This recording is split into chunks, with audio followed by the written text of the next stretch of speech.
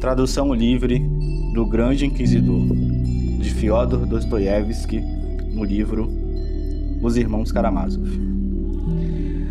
Capítulo 9. Parábola do Grande Inquisidor. Primeiro, imaginem a cena. Um ateu e um religioso entram num bar.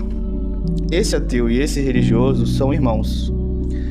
Um deles é Ivan, que convida o seu irmão Alyosha a imaginar um poema de sua autoria que se passa no século XV, no auge da Inquisição Espanhola.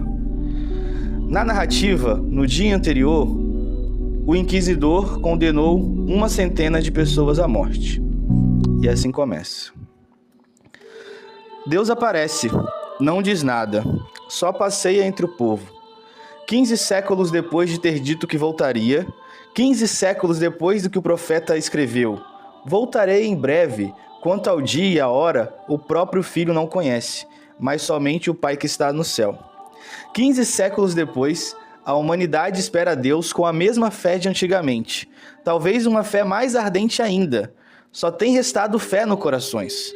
Apesar de que muitos milagres foram realizados, curas milagrosas, diziam até que a própria mãe de Deus visitava os justos. Mas o diabo não dorme. A humanidade chegou a duvidar da autenticidade desses tantos milagres. Na Alemanha, surgiu uma heresia que negava os milagres, e isso fez com que a fé das pessoas aumentasse ainda mais. As lágrimas da humanidade elevam-se para Deus, ainda mais fortes do que antes. Amavam mais a Deus, o esperavam, rezavam com fervor. Senhor Deus, apareça para nós. A humanidade gritava por ele. E isso fez com que ele quisesse descer novamente entre os seus fiéis, por causa dessa infinita misericórdia. Não foi assim que ele tinha prometido no fim dos tempos? Mas ele precisava visitar os seus filhos, eles estavam queimando na fogueira dos heréticos. E assim ele voltou.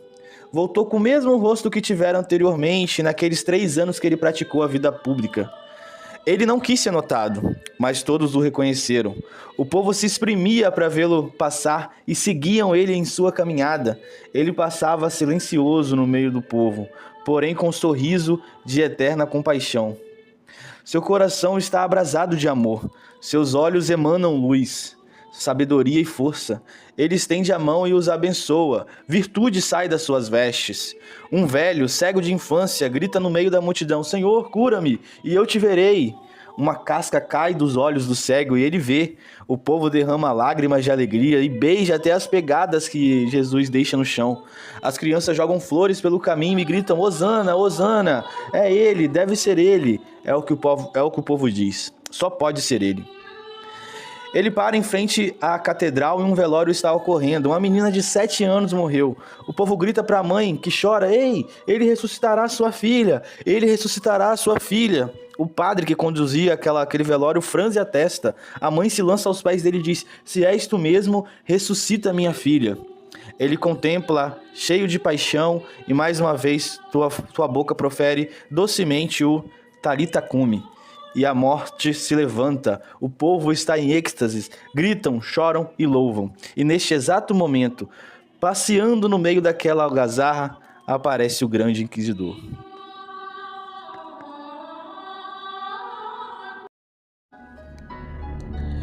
O grande inquisidor é um ancião de 90 anos.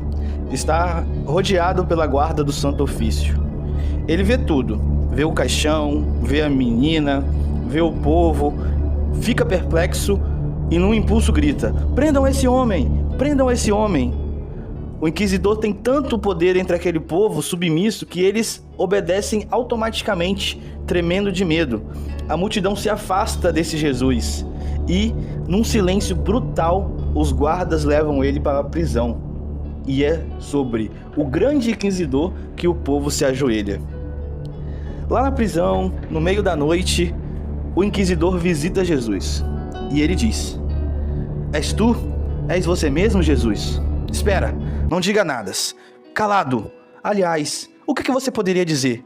Você não tem direito de acrescentar uma só palavra ao que já foi dito na sua outra vida quando esteve aqui. Jesus, por que vieste nos incomodar? Na verdade, não me interessa. Amanhã eu te condenarei e você será queimado como o pior dos heréticos. Esse mesmo povo que hoje beijava os seus pés e as suas pegadas, amanhã vai te empurrar na fogueira. Pausa na história que Ivan estava contando para Alyosha. O Alyosha não entende muito bem o personagem que o seu irmão está tentando apresentar. O inquisidor, na história, continua confrontando Jesus, e Jesus ainda não diz nada. Ao que Ivan diz: de fato, Jesus não pode falar nada. O próprio ancião diz que ele não pode acrescentar palavras. Toda a revelação já foi entregue da primeira vez. Se trouxer um novo acréscimo, as duas vidas se juntariam, e o que ele defendeu no passado perderia o sentido. Tudo que ele fez foi criar a liberdade da fé. A liberdade da fé está acima de tudo. E volta para a história onde o inquisidor diz: está aí, o homem livre. A igreja demorou 15 séculos para instaurar a liberdade, mas com muita luta nós conseguimos. E está tudo muito bem feito. Você continua olhando para mim com doçura e nem fica zangado. Isso significa que eu sou livre na fé. Jamais os homens se acreditaram tão livres como agora. Eles pegaram toda essa liberdade e depositaram em nossos pés, nos pés da igreja. Ó Jesus, nós acabamos com a liberdade deles. Os homens são tão naturalmente raivosos, revoltosos por um acaso podem ser livres? Jesus, quando você esteve na terra, você foi avisado que não serviria à humanidade, que essas práticas não serviriam para a humanidade. Te advertiram e você não levou em conta. Você queria que o homem tivesse poder para ligar e desligar as coisas de Deus. Nós usurpamos esse poder. E talvez você se pergunte: quem advertiu a Deus? Ora, espírito terrível e profundo, o espírito da destruição e do nada falou com você no deserto. Está tudo registrado na Bíblia. O espírito te fez 3 perguntas. Você não tinha resposta melhor? O simples fato daquelas perguntas terem sido feitas já constitui todo o nosso milagre. Essas 3 perguntas sintetizaram todas as contradições da humanidade até agora. Depois de 15 séculos, entendemos que tudo estava contido naquelas 3 perguntas. E tudo que lhe foi proposto ali se realizou. Ah, Jesus, você queria andar pelo mundo de mãos vazias, pregando aos homens uma liberdade que eles são incapazes de compreender, são burros e estúpidos demais. Liberdade causa medo, e o homem não tolera sentir medo. Ó Jesus, deveria ter visto aquelas pedras no deserto e transformado elas em pão. Toda a humanidade correria atrás de ti, como um monte de ovelhinhas dóceis. Mas você não quis. Não quis abrir mão de dar a liberdade para os homens. Não quis vender essa liberdade usando pães. Chegou a dizer que nem só de pão viveria o homem, mas olha só. A humanidade não resistiu ficar sem o pão terrestre. Eles até tentaram seguir os seus ensinamentos, mas o que eles fizeram ficou parecendo uma segunda torre de Babel inacabada. Você poderia ter poupado eles desse sofrimento, de tentarem seguir os seus ensinamentos, de tentarem ser livres. Mas depois de um tempo, a humanidade veio procurar a nós, a igreja institucionalizada. A humanidade gritava pra gente: dai-nos de comer. Nós acreditamos que teríamos fogo do céu a qualquer momento, mas não conseguimos nada servindo a Deus. Na verdade, eles estavam até indo no caminho certo, mas não conseguiram suportar serem livres e construir o reino de Deus aqui na terra. Então nós tomamos o projeto deles de reino, terminamos de concluir essa segunda torre de Babel. Eles abriram mão de tudo por causa de um falso alimento e nós o alimentamos, utilizamos falsamente o seu nome e fizemos que eles crescessem. Eles entenderam que sem uma igreja ficariam sempre famintos. Entenderam que não teriam pão terreno se fossem livres. Eles preferiram entregar a liberdade de mão beijada e ainda diziam: queremos ser servos dessa religião, contanto que tenham alimento. Eles entenderam que não existe liberdade plena para todo mundo e não existe pão para todo mundo. O homem é incapaz de repartir o pão. Eles entenderam que são incapazes, que são fracos, depravados e que por isso não adiantava ter liberdade. Ó Jesus, você acreditou mesmo que esse povo conseguiria receber o pão do céu? Essa fraca raça humana? Vamos supor que alguns milagres possam aceitar o pão do céu, que alguns milhares possam aceitar o pão do céu. O que acontece com os milhões e bilhões que não têm nem coragem para arriscar pedir e preferem ficar com o pão da terra? Com estes pães nós assumimos a liberdade que os atemorizava e reinamos sobre eles. Fizemos isso e agora eles têm medo de serem livres. Nós dissemos a eles que somos teus discípulos e que todos reinamos juntos em seu nome. Mas a verdade é que todos os benefícios vêm para nós, os donos da igreja. Ah, Jesus, por que abriu mão dessa ideia toda de liberdade? Por que não aceitou o pão que o Espírito te ofereceu no deserto? Se você tivesse aceitado, resolveria o problema dos corações humanos inquietos. O que mais preocupa o coração humano é a procura de algo ou alguém para eles se inclinarem. Ó Jesus, o ser humano só quer se inclinar diante de uma força sublime, incontestada, respeitada por todos em consenso universal. Essas pobres criaturas se atormentam em procurar um culto que reúna o máximo de pessoas possíveis para ajuntar-se e comungarem essa pseudo-fé que eles têm. Essa necessidade em ser aceito é o problema da humanidade desde o início dos séculos. Os homens lutam e se matam em defesa dessa fé, criam seus deuses e desconfiam uns dos outros. Vai ser assim até o fim dos tempos. Mesmo que todos esses deuses criados desapareçam, eles se ajoelharão e lutarão por essas estátuas. E você, Jesus, você sabia que o homem é assim. E mesmo assim você não quis fazer o óbvio. Aceitar e repartir o pão da terra. Você rejeitou tudo isso por causa de liberdade. Vou repetir para você. Não existe preocupação maior para o homem do que encontrar o mais rápido possível alguém para delegar esse dom da liberdade que ele carrega consigo desde o nascimento. O homem prefere a paz e até mesmo a morte a ter a liberdade de ter que discernir entre o bem e o mal. E não apenas isso, o homem quer ser dominado em sua consciência também. Ele é capaz de largar o pão da terra se alguém conquistar sua consciência. A existência humana consiste em não somente viver, mas encontrar um sentido para viver. Sem uma ideia nítida de finalidade de existência, o homem prefere renunciar a ela e se destruir, ao invés de ficar na terra, embora cercado por um monte de pão.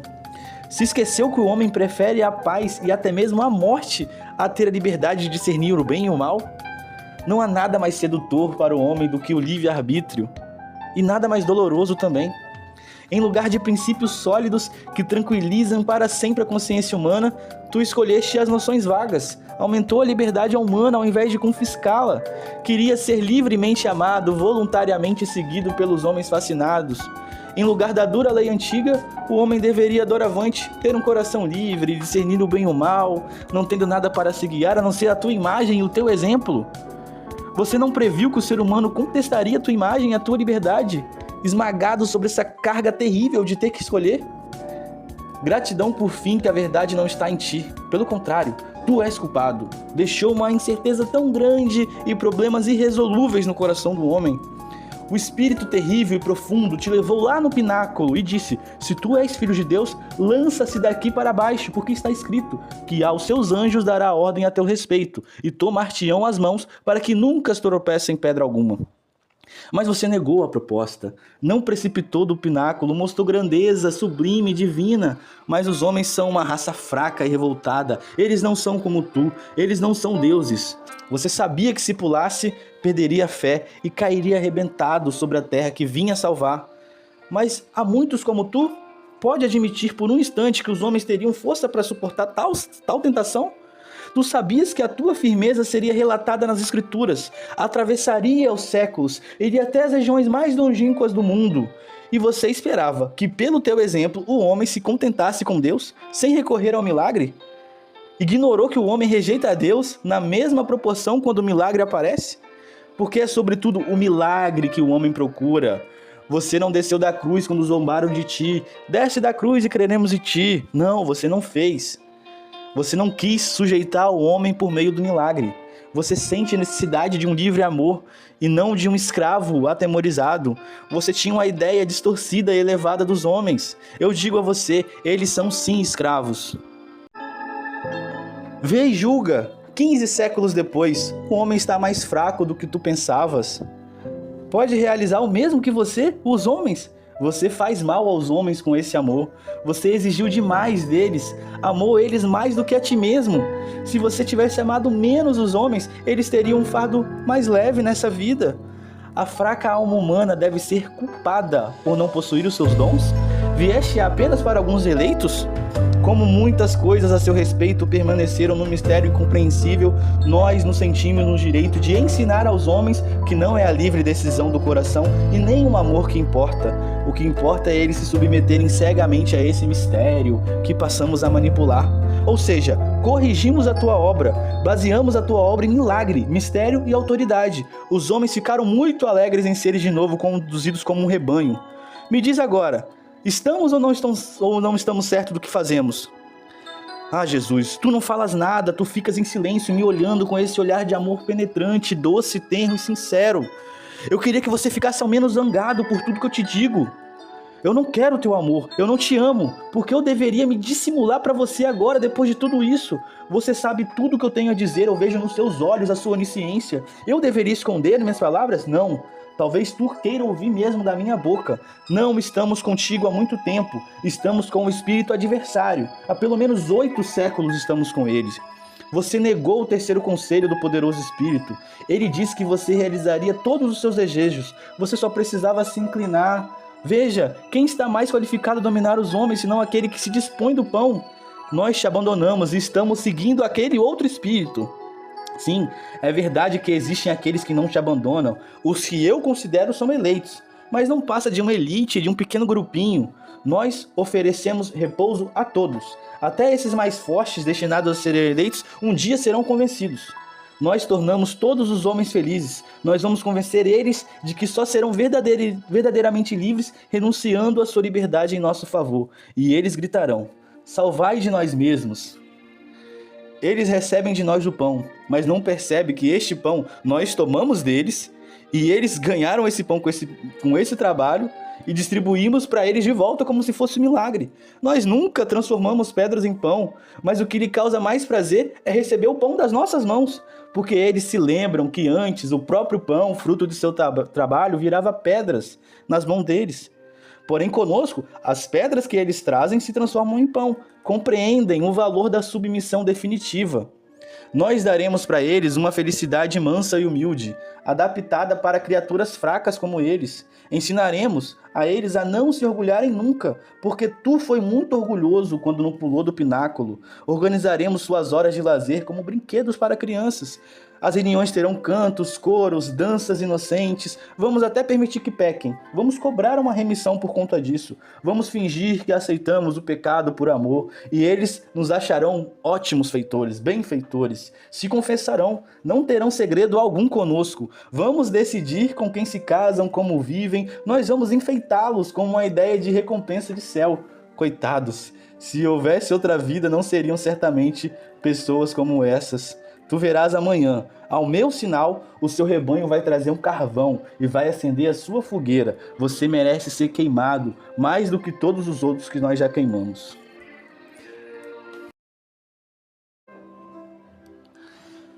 O encontro de Ivan e Alyosha chega ao fim. Alyosha interrompe o seu irmão e diz: seu poema é um elogio a Jesus e não uma crítica. Não existe personagem mais fantástico que o seu grande inquisidor.